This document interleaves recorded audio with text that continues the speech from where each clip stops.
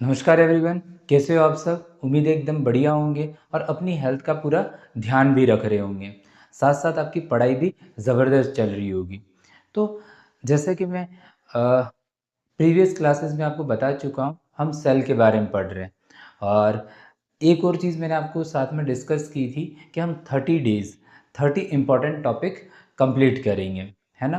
तो इसी सीरीज़ में जैसे कि आज ये हमारी तीसरी क्लास है, जिसमें कि हम सेल के बारे में ही स्टडी करने वाले हैं। तो सेल के बारे में जैसे हमने प्रीवियस क्लासेस में क्या क्या चीज़ें पढ़ ली थी, तो हमने पढ़ा सेल क्या है, सेल की डिस्कवरीज, साथ में हमने क्या देखा, cell structure, cell classification. Cell क्या देखा, क्लासिफिकेशन, इट मीन्स के कोशिका का वर्गीकरण और कोशिका संरचना। ये सारी चीज़ें हम क्या कर चुके हैं, अच्छे से पढ़ चुके हैं। अगर आप इस चैनल पर नए हैं, आज पहली बार देख रहे हैं, तो एक बार क्या करें, पार्ट फर्स्ट को और पार्ट सेकंड को अच्छी तरीके से देखें, उनके नोट्स बनाएं और इसके बाद इस वीडियो को देखें, जिससे आपको चीज़ें समझ में आए। अदरवाइज़ क्या होगा कि आपको चीज़ें समझ में नहीं आएगी, क्योंकि जब भी हम साइंस को बीच में से पढ़ना स्टार्ट करते हैं तो हमारा बेस वीक होता है, तो जिसकी वजह से हम मतलब उसको अंडरस्टैंड नहीं कर पाते। तो बेटर क्या रहेगा कि आप प्रीवियस वीडियोस को अच्छी तरीके से देखें, ठीक है। आज का जो हमारा रोड मैप है, तो आज हम क्या पढ़ने वाले हैं, सेल स्ट्रक्चर में सेल ऑर्गेनेल्स। तो उससे पहले मैं आपका बेस क्लियर कर देता हूँ, सेल क्या होता है। तो सेल सिंपल सा मीनिंग क्या है, बेसिक यूनिट ऑफ लाइफ। क्या है ये, शरीर की संरचनात्मक एवं क्रियात्मक इकाई है। इट मीन्स के बेसिक यूनिट ऑफ लाइफ है। क्लियर है। Next, cell organelles. तो सेल ऑर्गेनेल्स क्या है, ये स्पेसिफाइड स्ट्रक्चर्स है जो किसी विशेष कार्य को करने के लिए क्या हुई है, निर्मित हुई है। उन्हीं को हम क्या बोलते हैं, सेल ऑर्गेनेल्स बोलते हैं। जैसे माइटोकॉन्ड्रिया हो गया, या फिर ईआर है, गोल्जी बॉडी है, लाइसोसोम है। ये सब क्या है, स्पेसिफिक स्ट्रक्चर्स है जो सेल के अंदर प्रेजेंट होते हैं, ठीक है। और आज हम इन्हीं के बारे में क्या करने वाले हैं, डिस्कस करने वाले हैं। नेक्स्ट ये जो सेल स्ट्रक्चर्स है, या जिसको आप कह रहे हो सेल ऑर्गेनेल्स, तो इनमें क्या प्रेजेंट होता है, डिवीजन ऑफ लेबर प्रेजेंट होता है। क्या होता है, division of labour. It means के ये जो आपने सेल ऑर्गेनेल्स टर्म यूज़ किया, तो किसी विशेष कार्य को करने के लिए अलग अलग के सेल के अंदर ही क्या है, अलग अलग स्ट्रक्चर्स बन गई है। जैसे माइटोकॉन्ड्रिया बन गया, या फिर ईआर बन गया, या वैक्यूल बन गया। तो इन सब के अलग अलग क्या है, वर्क हैं। तो ये उनको क्या करती है, परफॉर्म करती है। तो हमने कहा इनमें डिवीजन ऑफ लेबर उपस्थित होता है या प्रेजेंट होता है। क्लियर है। तो अब सबसे जो इम्पोर्टेंट पार्ट है वो क्या है, कि on the basis of membrane हम क्या करते हैं, इन सेल ऑर्गेनेल्स को क्लासिफाइड कर देते हैं। क्या कर देते हैं, बांट देते हैं, ठीक है। तो इसी चीज़ को आज हम क्या करने, डिटेल से पढ़ने वाले हैं। क्योंकि एग्ज़ाम में भी जैसे अभी मैंने कहा कि कोशिका झिल्ली के आधार पर हम क्या कर रहे हैं, सेल ऑर्गेनेल कोशिकाओं को क्या कर रहे हैं, विभाजित कर रहे हैं। तो एग्ज़ाम में भी आपको एक या दो क्वेश्चंस हर एग्ज़ाम में देखने को मिलते हैं। तो अगर आपका ये टॉपिक वीक है या फिर आपने नहीं पढ़ा है, तो इसको आप एंड तक ज़रूर देखें, तो जिससे आपको एकदम क्रिस्टल क्लियर हो जाएगा और आपके एग्ज़ाम में भी एक तरह से ये स्कोरिंग है। क्लियर है। तो आप एंड तक इस वीडियो को ज़रूर देखें, जिससे कि आपको चीज़ें भी समझ में आ जाए और आपका ये टॉपिक भी क्लियर हो जाए, ठीक है। तो चलिए शुरू करते हैं। आप कोशिका की अगर संरचना को देखो, मैंने पहले वाली क्लासेस में भी बता के रखा है। पहले वाली क्लासेस में तो हम क्या करते हैं कि ये कोशिका है। अब इस कोशिका की जो सबसे आउटर मेम्ब्रेन है उसको हम क्या बोलते हैं, कोशिका झिल्ली। ये किस में है, कोशिका झिल्ली अगर आपसे कब पूछा जाए तो ये सबसे आउटर मेम्ब्रेन किस में है, सबसे बाह्य परत। तो ये किस में है, जंतुओं में, ठीक है। अगर पादपों में आपसे कहा जाए तो उसके अंदर एक और परत पाई जाएगी, सबसे बाहरी परत एक और होगी, जिसको आप क्या कहोगे, क्या कहोगे, कोशिका भित्ति। क्या है ये, कोशिका भित्ति। क्लियर है। ये क्या है, कोशिका भित्ति। तो ये तो पादपों में है, ठीक है। इसके बाद क्या है, इसके अंदर केंद्रक है। क्या है, न्यूक्लियस है। न्यूक्लियस भी डबल मेम्ब्रेनस होता है, मतलब दोहरी झिल्ली वाला कोशिकांग है ये। इसके अलावा इसमें क्या होता है, एक लिक्विड भरा हुआ है, जैसे ये अंदर दिखाई दे रहा है वो क्या है, लिक्विड भरा हुआ है, तो ये है। तो इसको आप क्या कहते हो, ये कोशिका द्रव्य है। क्लियर है। नेक्स्ट, इसके अंदर अलग अलग क्या है, कोशिकांग उपस्थित है। तो जैसे इसमें लिखा हुआ है, एक हरित लवक है, ये रिक्तिका है, ये प्रोटीन फैक्ट्री जिसको आप राइबोसोम कहते हो, सुसाइडल बैग जिसको आप लाइसोसोम कहते हो, माइटोकॉन्ड्रिया एक पावर हाउस है, न्यूक्लियस है। तो ये सब क्या है, एक इसके अलग अलग स्ट्रक्चर्स हैं, कोशिका के अलग अलग क्या है, संरचनाएं। अब हम इन्हीं संरचनाओं को क्या करने वाले हैं कि किसकी बेसिस पर, झिल्ली के आधार पर वर्गीकृत करने वाले हैं। तो अब शुरू करते हैं। सबसे पहले एकल झिल्ली वाले कोशिका, दोहरी झिल्ली वाले कोशिका और बिना झिल्ली वाले कोशिका। हमारे पास क्या है, सिंगल मेम्ब्रेनस, डबल मेम्ब्रेन और विदाउट मेम्ब्रेन। ये तीन हम के झिल्ली के आधार पर क्या करते हैं, तीन भागों में बांट देते हैं। किसको, कोशिकांग को। ठीक है। तो अगर हम यहाँ पे लिख देते हैं सेल ऑर्गेनिल्स, कोशिका, तो सबसे पहला का क्या नाम है, सिंगल मेम्ब्रेन, एकल झिल्ली वाले कोशिका। दूसरा क्या है, डबल मेम्ब्रेन, डबल मेम्ब्रेन। ठीक है। थर्ड क्या है, नो मेम्ब्रेन या विदाउट मेम्ब्रेन, बात एक ही है। ठीक है, विदाउट मेम्ब्रेन, एकल झिल्ली वाले कोशिकांग, दोहरी झिल्ली वाले और बिना झिल्ली वाले। ठीक है। ये तीन कैटेगरी में हमने क्या कर दिया, डिवाइड कर दिया। क्लियर है। अब एकल झिल्ली वाले कोशिकाओं के हम सबसे पहले नाम लिख लेते हैं। तो मैं कलर चेंज करके लिख लेता हूँ। ठीक है। अगर एकल झिल्ली वाले कोशिकांग अगर मैं आपको बताऊं, तो सबसे पहला नाम है ईआर, जिसको आप क्या बोलते हैं, अंतःप्रद्रव्य जालिका। दूसरा नाम क्या है, गोल्जी बॉडी, गोल्जी बॉडी। ठीक है। तीसरा, तीसरा क्या है, रिक्तिका, क्या है, रिक्तिका, जिसको आप क्या बोलते हो, वैक्यूल। और फोर्थ है लाइसोसोम, क्या है, लाइसोसोम, जिसका दूसरा नाम क्या है, आत्मघाती थैली। क्या नाम है, आत्मघाती थैली, लाइसोसोम। तो ये तो हमारे पास क्या है, एकल झिल्ली वाले कोशिकांग। दोहरी झिल्ली वाले सबसे इंपॉर्टेंट है, ये जो है सबसे इंपॉर्टेंट है, एग्जाम में आपसे पूछा ही जाएगा। तो आप इनको याद कर सकते हो, N M C, N M C. पहला तो क्या है, न्यूक्लियस, क्या है, न्यूक्लियस। ठीक है। दूसरा क्या है, माइटोकॉन्ड्रिया, माइटोकॉन्ड्रिया। ठीक है। और थर्ड, क्लोरोप्लास्ट, क्या है, क्लोरोप्लास्ट, हरित लवक, क्या है, हरित लवक। तो ये तीन क्या है, वेरी इंपॉर्टेंट है, जो आपको एग्जाम में देखने को मिलते हैं। ठीक है। और लास्ट बच गए नो मेम्ब्रेन या विदाउट मेम्ब्रेन। तो ये क्या है, तो इसमें नाम है राइबोसोम। कौन है, राइबोसोम। और एक है तारक काय, जिसको आप बोलते हो सेंट्रोसोम, तारक काय या सेंट्रोसोम। ठीक है। तो ये हमारे पास क्या है, सेल ऑर्गेन्यूल्स हैं, एकल झिल्ली वाले, दोहरी झिल्ली वाले और बिना झिल्ली वाले कोशिका।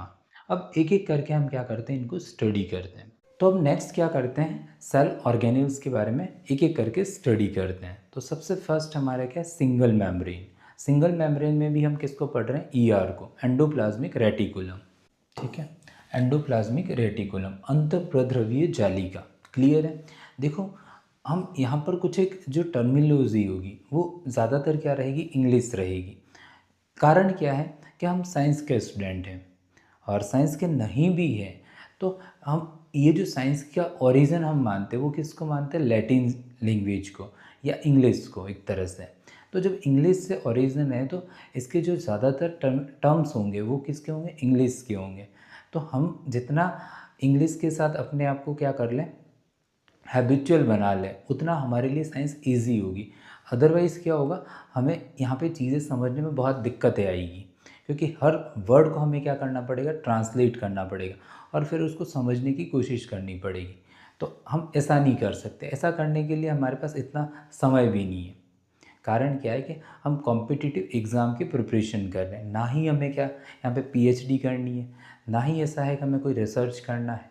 तो जब हमें इतना डीप एनालिसिस करना नहीं है तो हमारा सिंपल सा फोकस क्या होना चाहिए कि हम क्या करें, उसके कॉन्सेप्ट को समझें। जैसे कोई भी टर्म दे रखा हुआ है, कोई भी, जैसे सेल में आपको पढ़ा रहा तो मुझे उसका एक तरह से कॉन्सेप्ट समझ में आ गया कि हाँ यार ये बॉडी है, एक सेल से मिलकर बनी हुई है या कोशिका से मिलकर बनी हुई है। तो मुझे उससे रिलेटेड क्वेश्चन की प्रैक्टिस कर लेनी है, फिर एनसीईआरटी में उससे रिलेटेड कुछ टर्म्स को देख लेना है और मल्टीपल टाइम उसी चीज़ को रिवाइज़ कर लेना है। अगर जब मैं मल्टीपल टाइम किसी एक काम को कर लूँ तो डेफिनेटली ये चांसेस है कि मेरे दिमाग में क्रिस्टल क्लियर कॉन्सेप्ट समझ में आ जाएगा या मुझे उससे रिलेटेड कोई भी क्वेश्चंस होगा वो मुझे एकदम क्रिस्टल क्लियर हो जाएगा। तो यही तरीका होता है किसी भी सब्जेक्ट को पढ़ना, सिर्फ साइंस ही नहीं, कि हम जब भी किसी भी चीज़ को मल्टीपल टाइम क्या करते हैं, स्टडी करते हैं, पढ़ते हैं या देखते हैं तो चीज़ें हमारे क्या हो जाती, मतलब क्लैरिटी आ जाती है। और जब तक क्लैरिटी है तो आपके एग्ज़ाम में कंफ्यूज नहीं होगे। बाकी क्या होगा, आप एग्ज़ाम में आपको कन्फ्यूज़न होगी। तो कन्फ्यूज़न से बचने का एक ही तरीका है, मल्टीपल टाइम्स रिवीजन। ओके, तो इसलिए हम क्या करते हैं कि इनके जो भी टर्म्स हैं वो क्या करेंगे, इंग्लिश में समझने की ज़्यादा कोशिश करेंगे। और एक और चीज़, हम एग्जैक्टली जो पढ़ रहे हैं वो क्या है, सेल ऑर्गेनिल्स पढ़ रहे हैं। तो यहाँ पर भी हमें कि 3 चीज़ों पर ही ज़्यादा ध्यान देना है। हमें सारी चीज़ें डिटेल नहीं पढ़नी है, हमें पहला काम तो क्या करना है, फंक्शन को समझना है। जैसे एंडोप्लाज्मिक रेटिकुलम आपको दे दिया तो आपको फंक्शन पता होना चाहिए। तो मैं आपको सिंपल सा समझा दूँ ईआर का फंक्शन क्या है। तो ईआर का फंक्शन हम देखते हैं तो इसके भी 2 टाइप्स हैं, एक तो है एसईआर और एक है आरईआर। क्या है, एसईआर और आरईआर। एस का मतलब है स्मूथ, यहाँ पे स्मूथ का मतलब क्या है, तो स्मूथ का मतलब है कि जो ईआर है उस पर के राइबोसोम एब्सेंट है। क्या है, राइबोसोम एब्सेंट है। और जब राइबोसोम एब्सेंट है, राइबोसोम का काम क्या है, प्रोटीन फैक्ट्री का काम करने, मतलब प्रोटीन का फॉर्मेशन करते हैं। तो अगर ये एब्सेंट हो गए, ये क्या हो गए, एब्सेंट हो गए, तो ये किसका फॉर्मेशन कर रहा होगा, लिपिड का। किसका, लिपिड का। ठीक है, ये लिपिड फॉर्मेशन करते हैं। ठीक है, कौन, एसईआर। जबकि आरईआर क्या करेगा, प्रोटीन का सिंथेसिस करेगा। क्या करेगा, protein synthesis, protein synthesis, protein संश्लेषण। क्लियर है। क्यों, राइबोसोम यहाँ पर क्या होते हैं, प्रेजेंट होते हैं। तो इसका नाम क्या हो जाता है, रफ एंडोप्लाज्मिक रेटिकुलम। ठीक है, रफ खुरदरी और स्मूथ चिकनी। तो ये इसके क्या हो गए, फंक्शन हो गए। क्लियर है। अब इसको हम क्या बोलते हैं, ये एक तरह से क्या है, ट्रांसपोर्ट सिस्टम है। क्या है, ट्रांसपोर्ट सिस्टम है। ये क्या है, ट्रांसपोर्ट सिस्टम है, इंटरसेलुलर ट्रांसपोर्ट सिस्टम है। हमारी बॉडी या सेल का क्या है, इंटरसेलुलर ट्रांसपोर्ट सिस्टम है। तो ये चीज़ें हमें पता होनी चाहिए। इसके बाद अगर हम इसके डिस्कवरी की बात करें, खोज की बात करें, तो किसने की है, पोर्टर ने। किसने की है, पोर्टर ने। तो ये बस इतनी चीज़ हमें अगर याद है तो हमारे लिए इनफ है एक क्या, एक सेल ऑर्गेनिल्स। नेक्स्ट अगर सेल ऑर्गेनिल्स की बात करें तो नेक्स्ट क्या है उसको देख लेते हैं। बॉडी। नेक्स्ट क्या है, गोल्जी बॉडी या गोल्जी का है ना। अब ये जो गोल्जी का है इसका काम क्या है, एक तरह से ये सर्विलेंस का काम करता है। जो ईआर है, अगर हम कहें कि ये हमारी सेल है और ये हमारा क्या है, न्यूक्लियस है, तो ये इस तरह से क्या है, एक तरह से क्या है, ईआर है, ये हमने कहा ईआर है। तो यहाँ पर क्या है, ये कौन है, गोल्जी बॉडी है। तो ये यहाँ से क्या कर रहा है, सर्विलेंस कर रहा है, मतलब वहाँ से देख रहा है कि जैसे यहाँ से कौन बना रहा है, ये प्रोटीन बना रहा है, यहाँ से लिपिड बना रहा है, तो इनको पैकेजिंग का काम कौन करेगा, गोल्जी बॉडी करेगा। तो पैकेजिंग, इसका फंक्शन क्या हो जाएगा, पैकेजिंग का,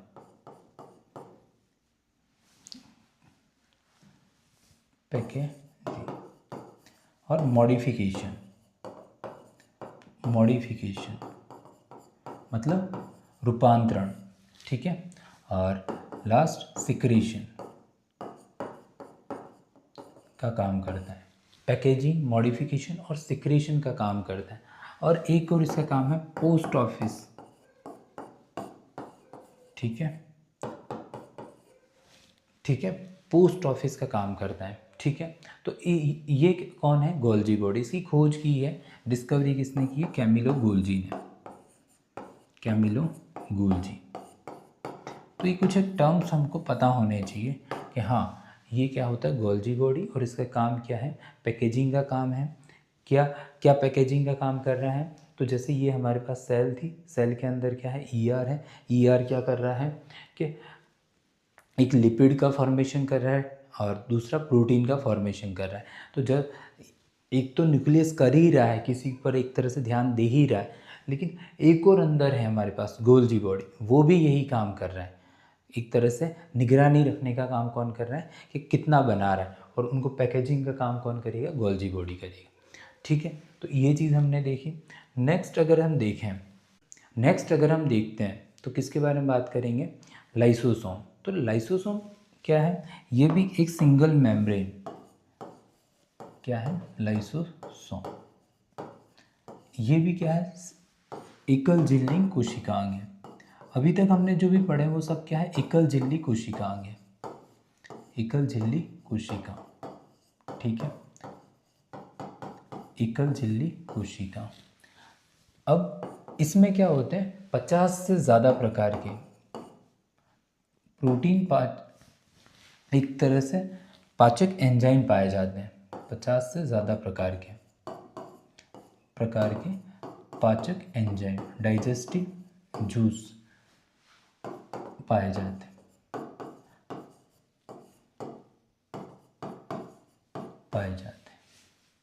ठीक है, 50 से ज़्यादा प्रकार के। ये क्या करता है, ऑटोफेगी का काम करता है, ऑटोफेगी। अब ऑटोफेगी का मतलब क्या होता है कि स्वभक्षण। अगर कोई भी पुराना या फिर डैमेज सेल वगैरह है तो उन कोशिका को ये क्या करता है, अपने अंदर ले लेता है, इसके बाद ये अपने आप को ही ख़त्म कर देता है। तो इसलिए इसको कहा जाता है ये सुसाइडल बैग है या ऑटोफेगी का काम करता है। तो ये सुसाइडल बैग की तरह भी काम करता है, सुसाइडल बैग। अब सुसाइडल बैग का मतलब क्या होता है, आत्मघाती थैली, ठीक है, आत्मघाती थैली। इसकी खोज किसने की, तो डी डवे ने, डी डवे, ठीक है, डी डवे ने इसकी खोज की, लाइसोसोम, क्लियर। एक और अगर हम देखें, सिंगल सेल सिंगल मेम्ब्रेन कोशिकांग अगर देखें या सेल ऑर्गेनेल देखें तो वो कौन है, वैक्यूल।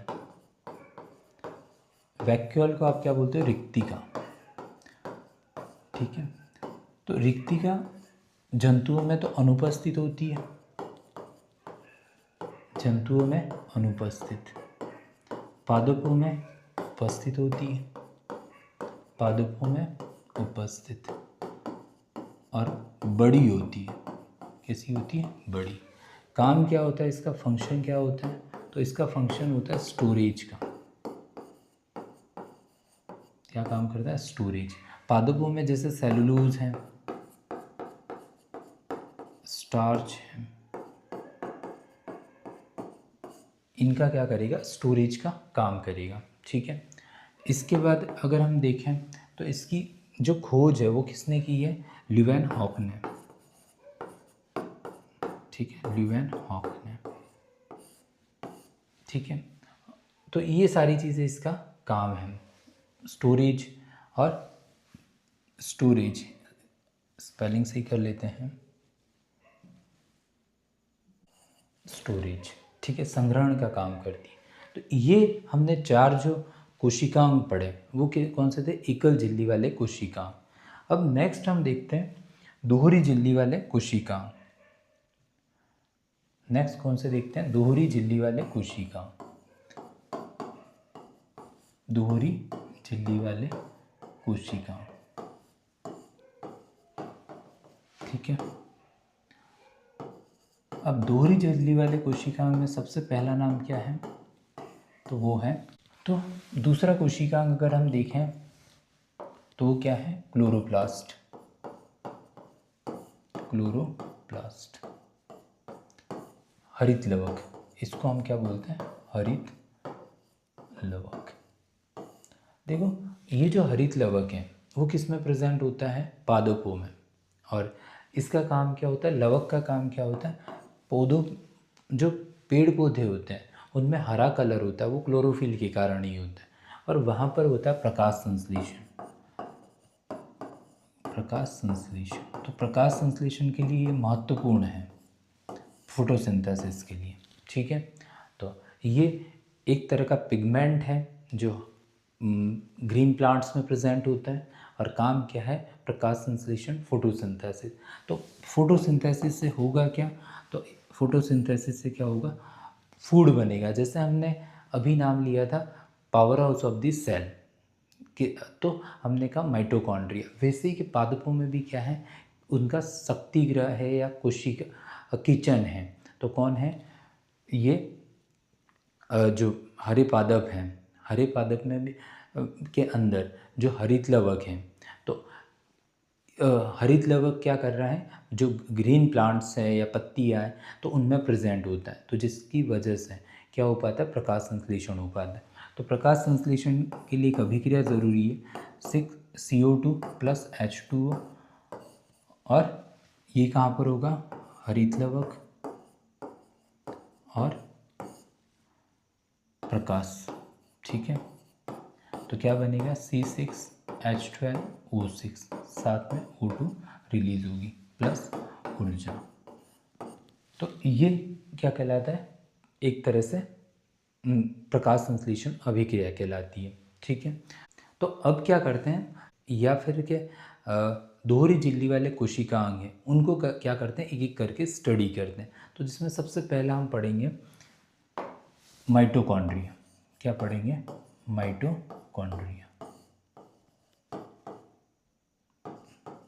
ठीक है, माइटोकॉन्ड्रिया। अब जब हम माइटोकॉन्ड्रिया की बात करते हैं तो इसकी खोज किसने की, तो हम कहते हैं बेंडा ने इसका नाम दिया है, और अल्टमान, किसने, अल्टमैन,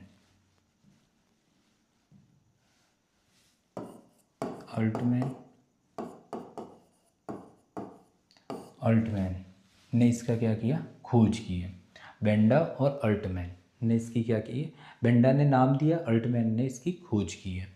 अब हम इसको और थोड़ा सा आगे अगर देखें तो ये एक तरह से क्या है, पावर प्लांट है,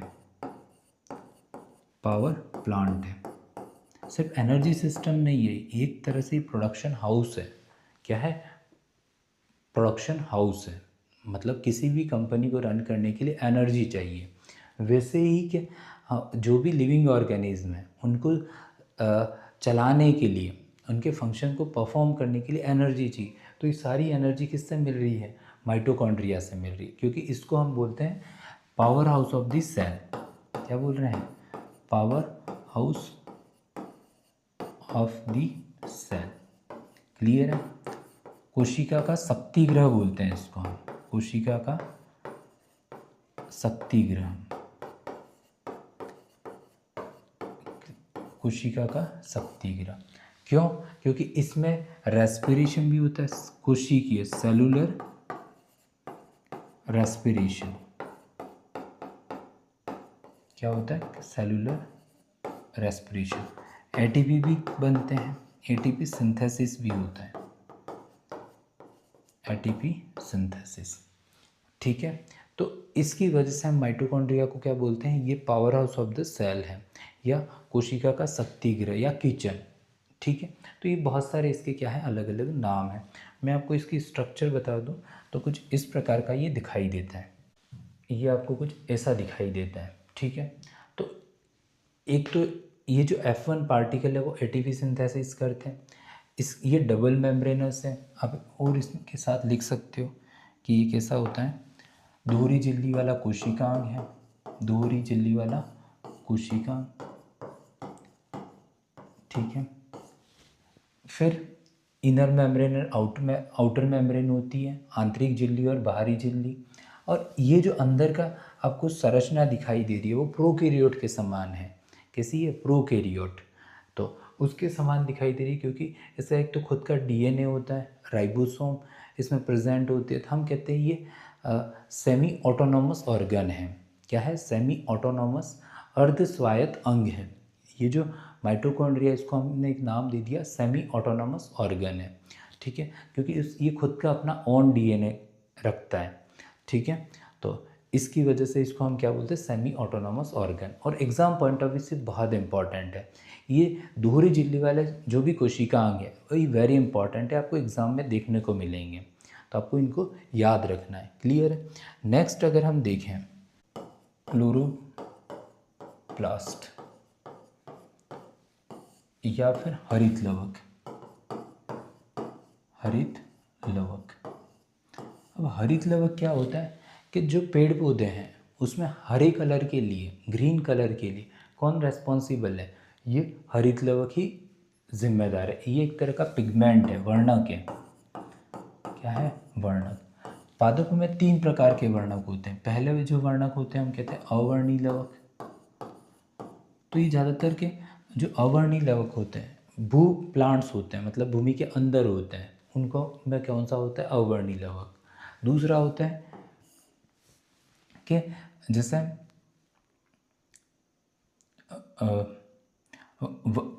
अवर्णी लवक और दूसरा होता है वर्णी लवक। वर्णी लवक मतलब बहुत सारे पादप में अलग अलग, जैसे कलरफुल पंखुड़ियाँ होती है, टमाटर वगैरह, या फिर ऐसे अलग अलग कलर पर प्रेजेंट होते हैं, तो हम बोलते हैं क्रोमोप्लास्ट। इनका नाम होता है क्रोमोप्लास्ट। ठीक है, और इसको बोलते हैं ल्यूकोप्लास्ट। ल्यूकोप्लास्ट। और अब बच गया हरित लवक, जिसको आपने क्या कहा? क्लोरोप्लास्ट।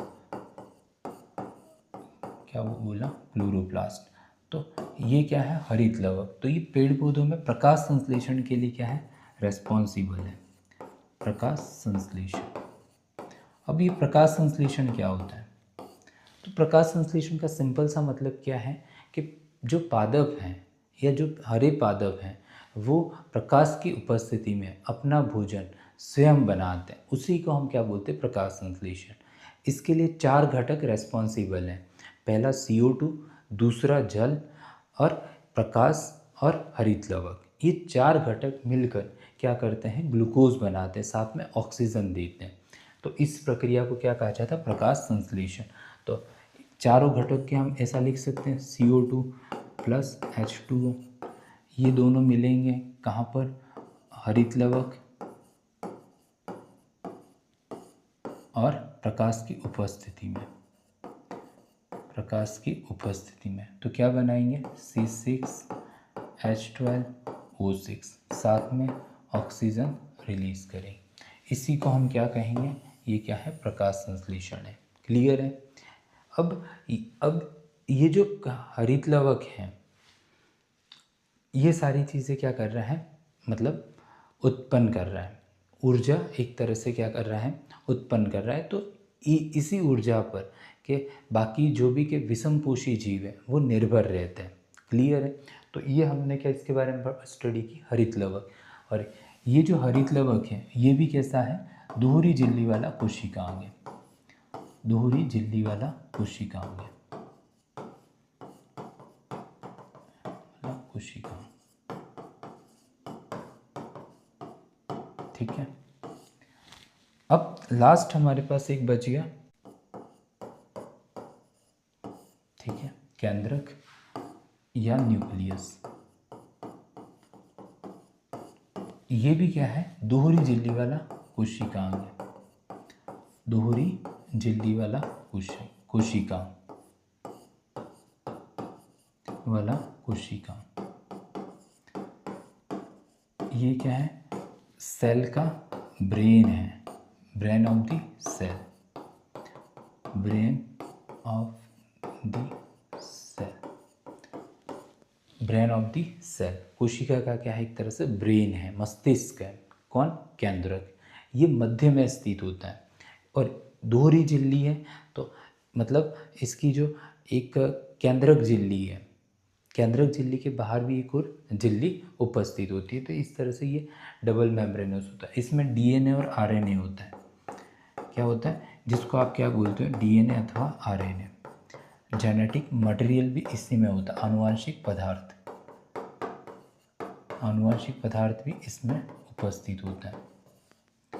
ठीक है, आनुवांशिक पदार्थ किसमें, केंद्रक में। इसकी खोज किसने की, तो इसकी खोज की है रॉबर्ट ब्राउन ने, रॉबर्ट ब्राउन ने। कब की है, तो 1833 में, 1833 में। तो ये कौन से हमने देखे, दोहरी झिल्ली वाले कोशिका। कौन से देखे, दोहरी झिल्ली वाले कोशिका। एक और लास्ट बच गया राइबोसोम। तो इसकी खोज की थी पैलेडे ने। और ये कैसा है, बिना,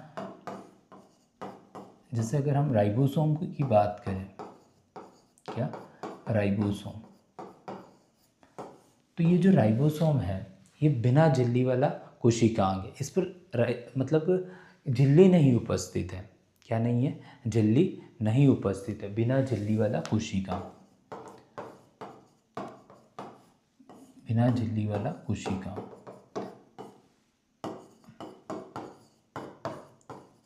ठीक है, बिना झिल्ली वाला कोशिकांग है। तो अगर आपको यहाँ तक चीज़ें समझ में आई है तो समझो आपको कि जो बायोलॉजी है उसका 30 to 40% एक तरह से मेजर पार्ट समझ में आ गया है। तो आप कमेंट भी कर सकते हैं। एक और चीज़ मैं आपको लास्ट में बता देता हूँ, ये जो राइबोसोम इसका फंक्शन क्या है, तो इसका फंक्शन है प्रोटीन सिंथेसिस। ये क्या काम करता है, प्रोटीन सिंथेसिस, प्रोटीन संश्लेषण, प्रोटीन बनाने का काम करता है। ठीक है, इसकी खोज की थी पैलेडे ने। किसने की थी, पैलेडे, पैलेडे। ठीक है, पैलेडे ने इसकी क्या की थी, खोज की थी। तो इस तरीके से हमने क्या की, एक एक करके सभी कोशिकाओं को अच्छे से स्टडी की। तो उम्मीद है ये वीडियो आपको अच्छी लगी होगी। अगर आपको ये वीडियो यूज़फुल लगी हो तो लाइक करें, शेयर करें एंड सब्सक्राइब करें। Thank you for watching.